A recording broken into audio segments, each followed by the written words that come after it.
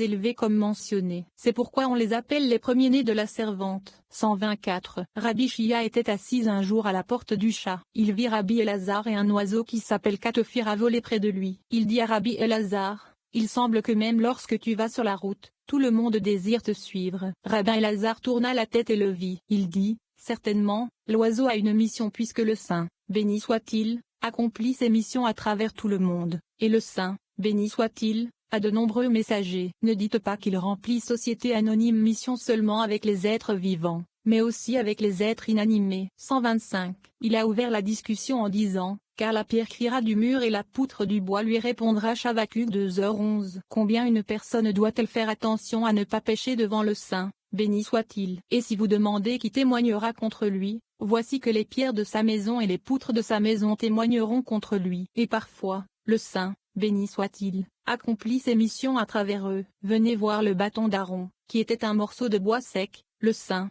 béni soit-il, a accompli avec lui le premier des miracles. 2 missions ont été accomplies avec elle. La première est que, bien qu'il s'agisse d'un morceau de bois sec, il a avalé les serpents. La seconde est qu'il a reçu temporairement l'esprit de vie et est devenu une créature. 126. Rabbi Elazar a dit, que l'esprit expire de ceux qui disent que le Saint, béni soit-il, ne ressuscitera pas les morts, parce qu'il n'est pas possible qu'il puisse en faire une nouvelle créature. Que ces gens méchants et insensés, qui sont loin de la Torah et loin du Saint, béni soit-il, voient qu'Aaron avait dans ses mains une tige, du bois sec, que le Saint, béni soit-il, a transformé temporairement en une créature, c'est-à-dire qu'il s'est transformé en esprit et en corps. Le Saint, béni soit-il, a caché dans la poussière ces corps qui avaient déjà des esprits et des âmes saints, qui observaient les préceptes de la Torah et qui étaient occupés par la Torah jour et nuit. Au moment où le monde se réjouira, c'est-à-dire après la fin de la correction, combien plus encore le Saint, béni soit-il, fera d'eux de nouvelles créatures. 127. Rabbi Chia a dit, non seulement cela, mais ce corps qui existait auparavant se lèvera. Ceci est compris à partir des mots, vos morts revivront. Yeshaïa 26:2.19. Il n'est pas écrit, il créera, ce qui signifie qu'ils étaient déjà créés auparavant, mais qu'ils ont seulement besoin de revivre. Il restera un os du corps sous la terre, et cet os ne pourrit jamais et ne disparaît pas dans la poussière. À ce moment-là, le Saint, béni soit-il, le ramollira et le rendra comme le levain dans la pâte, et il lèvera et se répandra aux 4 coins, et le corps et tous ses membres en seront complétés. Ensuite, le Saint, béni soit-il, y mettra l'esprit. Rabbi Elazar lui dit, il en est ainsi. Viens et vois, cet os est adouci par la rosée, comme il est écrit, car la rosée des lumières est arrosée. Ibidem 16. Pour qu'ils deviennent du sang. 128. Et Hachem dit à Moshe, dit à Aaron, prends ta baguette et étends ta main sur les eaux d'Égypte, sur leurs ruisseaux, sur leurs canaux, sur leurs étangs et sur toutes leurs mares, afin qu'elles deviennent du sang. Shemo 7h19. Rabbi Yehuda a dit, nous devons nous concentrer sur ce passage. Comment aurait-il pu aller à tous ces endroits, à savoir à toutes les eaux d'Égypte et à tous leurs ponts dans tout le territoire de l'Égypte? Il est également écrit, et 7 jours se sont écoulés, après qu'Hachem ait frappé le fleuve. Ibidem 25. Il est écrit, le fleuve, mais tu dis, sur les eaux d'Égypte, sur leurs ruisseaux, sur leurs canaux et sur leurs étangs. 129. Il répond, les eaux de l'Égypte, c'est le Nil. Tous les autres étangs, ruisseaux et sources et toutes leurs eaux étaient remplies à partir de là. C'est pourquoi Aaron n'a levé la main que pour frapper le Nil. Venez et voyez qu'il en est ainsi, car il est écrit, et l'Égypte ne pouvait pas boire de l'eau du fleuve. Ibidem 21. Nous voyons donc que le fleuve comprend toutes les eaux de l'Égypte. 130. Rabbi Abba dit, venez et voyez, les eaux inférieures se répandent dans de nombreuses directions, à savoir à droite et à gauche, et les eaux supérieures se rassemblent dans le lieu de rassemblement des eaux, qui est Tilzot Zahir Ampin, comme il est écrit, et Elohim dit que les eaux qui sont sous le ciel se rassemblent en un seul lieu. Et le rassemblement des eaux, il l'appela mer Bereshit 2.9-11. Ce passage a été expliqué. Venez et voyez, le firmament qui contient le soleil et la lune et les étoiles et les constellations, qui est Tilzot Zahir Ampin, qui inclut en lui toutes les lumières de Zahir Ampin, et le lieu de rassemblement de l'eau, car il reçoit toute l'eau, nommée toutes les lumières, et arrose la terre qui est le monde inférieur, nommé Malkout. Dès que la terre reçoit les eaux, elle les répand et les divise de tous côtés, et de là tout est arrosé. 131. Pendant le temps où le jugement demeure, le monde inférieur, qui est Malkout, ne se nourrit pas de ce firmament, mais se nourrit du côté gauche qui n'est pas inclus dans le droit. Alors on appelle Malkout, l'épée de Hachem est remplie de sang. Yeshaïa 34 2.6. malheur à ceux qui s'alimentent d'elle et sont soutenus par elle, car à cette époque, la mer, qui est Malkout, s'alimentait de deux côtés, d'Yesod Zahir-Anpin et du côté gauche. C'est pourquoi elle se divise en deux parties, blanche du côté de Yesod, et rouge du côté gauche. Puis il jette dans le fleuve la partie de l'Égypte, c'est-à-dire la rouge, frappe leur source en haut et la frappe en bas. Par conséquent, Israël boit de l'eau parce qu'il est attaché au Yesod Zahir-Anpin, qui est la partie blanche du Malkout, et les Égyptiens boivent du sang, qui est la partie rouge du Malkout. 132. Alors si vous dites que la plague de sang n'était que pour les repousser, venez voir. Ils ont bu le sang, qui est entré dans leurs intestins, a percé et s'est levé. Alors Israël leur a vendu de l'eau pour de l'argent. Puis ils ont bu de l'eau. Par conséquent, la première plaie qui les a frappés était le sang. 133. Le rabbin Yitzhak a ouvert la discussion avec ce passage. Je t'exalterai, mon Elohim, ô roi, et je bénirai ton nom pour toujours et à jamais. Ilim 145. Venez et voyez que David a parlé de son niveau. Je t'exalterai, car il a décrit mon Elohim, signifiant mon propre Elohim, nommé Malkout, qui est son niveau, car il voulait élever la louange de Malkout, et la porter à la lumière céleste, nommée Bina, pour les mêler l'un à l'autre, afin que Malkout et Bina soient un. C'est pourquoi il dit, je te célébrerai, mon Elohim, ô roi. 134. Car nous avons appris que David s'était forcé tous les jours de sa vie de restaurer le trône, qui est Malkout, et d'illuminer sa face avec la lumière de Bina afin qu'elle le protège, et d'illuminer constamment la lumière inférieure, qui est Malkout, avec la lumière supérieure, qui est Bina, afin qu'elle soit une. C'est-à-dire que le Malkout s'élèverait jusqu'à Bina,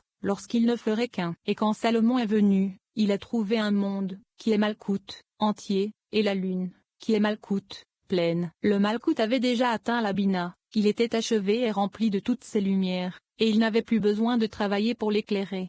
135. Venez et voyez, lorsque le Saint, béni soit-il, veut se venger des nations idolâtres, le côté gauche est stimulé et la lune devient pleine, car elle est Malkout et descend de ce côté. Alors les sources et les rivières d'en bas et tout ce qui est du côté gauche coule avec du sang. Par conséquent, leur punition est le sang. 136. Venez et voyez, lorsque ce sang est suscité contre une nation quelconque, c'est le sang de personnes tuées, car une autre nation est provoquée pour venir les tuer. Mais en Égypte, le Saint, béni soit-il, n'a pas voulu faire venir une autre nation pour susciter du sang contre eux, mais pour les tuer, à cause des Israélites qui vivaient parmi eux, afin que les Israélites qui habitaient dans leur pays ne soient pas affligés. Le Saint, béni soit-il, les frappa plutôt avec du sang dans leurs ruisseaux, de sorte qu'ils ne purent pas boire. 137. Comme leur domination s'exerce sur ce fleuve, le Saint, béni soit-il, punit d'abord leur domination, afin que leur divinité soit frappée la première, car le Nil était une de leurs divinités. De même, leurs autres divinités ont jailli du sang. C'est le sens de,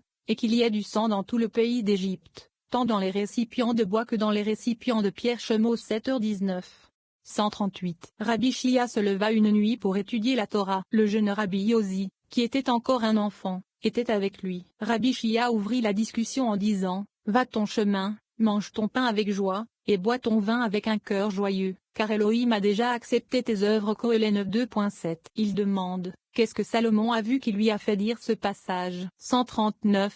Et il répond, toutes les paroles de Salomon ont été dites avec sagesse. Va ton chemin, mange ton pain avec joie signifie que le Saint, béni soit-il, rapproche de lui une personne qui va dans les chemins du Saint, béni soit-il, et lui donne la tranquillité et le repos. Ensuite, il mange et boit le pain et le vin avec un cœur joyeux car le Saint, béni soit-il, a accepté ses actions. 140. Ce garçon lui dit, si c'est le cas, alors vous avez dit que toutes les paroles de Salomon étaient empreintes de sagesse. Alors où est la sagesse ici, dans ce passage? Le Rabbi Shia lui dit, mon fils, fais cuire ta nourriture, c'est-à-dire concentre-toi bien, et tu comprendras ce passage. Le garçon lui dit, avant d'avoir cuisiné, je le sais déjà. Rabbi Shia lui dit, comment le sais-tu? 141. Le garçon lui dit, j'ai entendu une voix, qui signifie une seule chose, que mon père disait à propos de ce passage. Salomon mettait en garde les gens de couronner de joie la congrégation d'Israël, qui est Malkout, qui est le côté droit, ainsi que la lumière de Chassadim,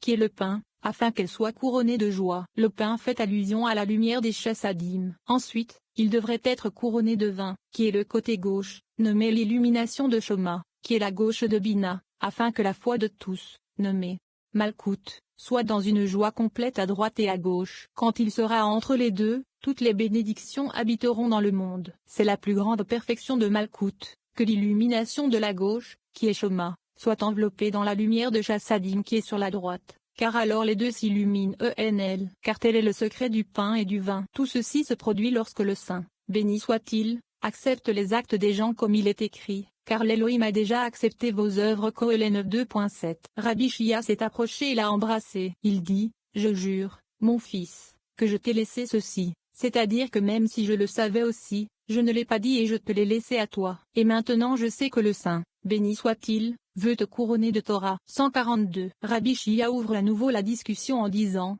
dis à Aaron, prends ton bâton et étends ta main sur les eaux d'Égypte. Shemot 7h19. Il demande, pourquoi Aaron et non Moshe, et répond, car le Saint, béni soit-il, a dit, l'eau reste à l'endroit où se trouve Aaron, car l'eau est à droite, et la gauche veut y puiser de l'eau. Aaron, qui vient de ce côté, stimulera un flux d'eau, et lorsque la gauche, qui est l'Égypte, le recevra, il se transformera en sang.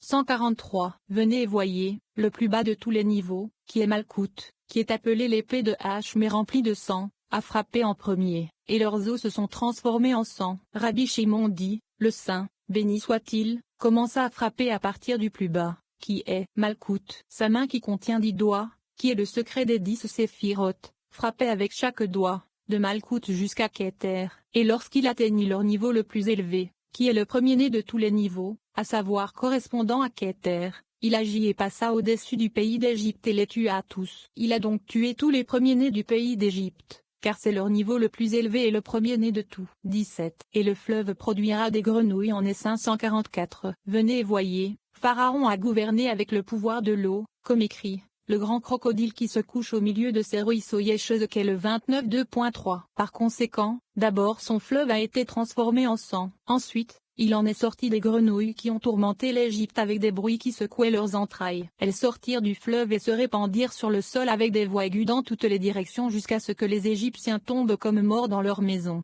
145. Et le secret de la question est que les 10 signes que le Saint, béni soit-il, a effectués provenaient de la main forte, qui est Vura, et cette main a dominé tous les niveaux de leur domination afin de les confondre. Ils ne savaient pas quoi faire pour être sauvés. Lorsque les grades ont essayé de faire quelque chose, il est devenu évident pour tous qu'ils ne pouvaient rien faire pour être sauvés des plagues à cause de la main forte qui reposait sur eux.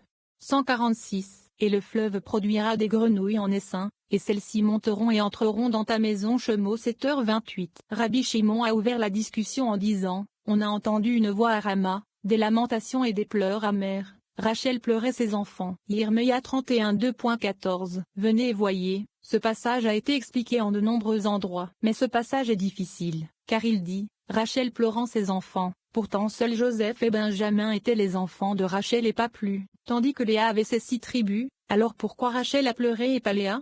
147. Il répond, mais il a été dit, il est écrit, et les yeux de Léa étaient faibles. Béréchit 29:2.17. Pourquoi étaient-ils faibles? Parce que chaque jour, elle se rendait au carrefour et demandait des nouvelles d'Ésav. Il lui racontait les actions de cet homme méchant, et elle craignait de tomber dans son sort. Alors elle pleurait chaque jour jusqu'à ce que ses yeux deviennent faibles.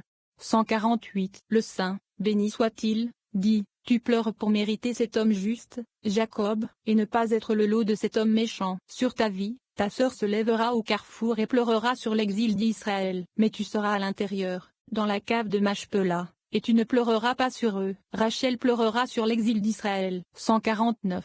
Cependant, ce passage se réfère réellement à ce que nous avons dit, c'est-à-dire que selon le sens littéral, il est interprété de cette façon, mais le sens secret de la question est que Rachel et Léa sont deux mondes. La nukva de la poitrine vers le haut de Zahir Ampine s'appelle Li, et la nukva de la poitrine vers le bas de Zahir Ampine s'appelle Rachel. L'une est le monde de la dissimulation, nommé Li, et l'autre est le monde de la révélation, nommé Rachel. Par conséquent, l'une, Li, a été enterrée et dissimulée dans la grotte et a été couverte, tandis que l'autre, Rachel, reste au carrefour, car elle a été enterrée sur le chemin d'Ephra, à l'air libre, et tout est à l'image de ce qui précède. C'est pourquoi Jacob n'a pas fait entrer Rachel dans la grotte ou dans un autre lieu, comme il est écrit. Il n'y avait pourtant qu'un petit chemin pour arriver à Ephra à Béréchit 48:2.7. Il ne l'a pas amenée à la ville, car il savait que sa place était dans un endroit ouvert. 150. Venez et voyez, la congrégation d'Israël, qui est Malkout, est appelée Rachel, comme il est écrit,